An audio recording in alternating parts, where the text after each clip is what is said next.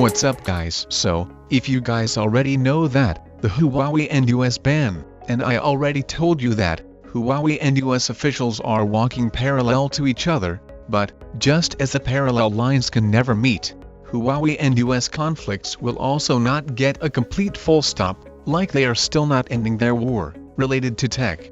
So avoid this battle to a degree. Huawei is now ignoring everything, and they are now started working to make their own semiconductor companies, and they might launch their own chip by 2023.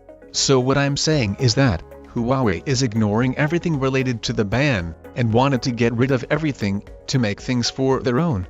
But on the other hand, United States is still on the same process of banning everything, related to the Huawei and ZTE. Because, the US Federal Communications Commission, is set to formally ban approval of new Huawei and ZTE telecommunications equipment on national security grounds again, which is like out of sense.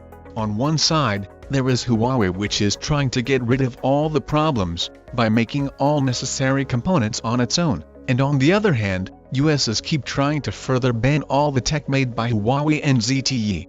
And you know what? Chinese embassy in the United States as a response said that, "We urge the US side to stop its wrong practices, and provide a just equitable, and non-discriminatory environment for Chinese companies to conduct normal business in the US.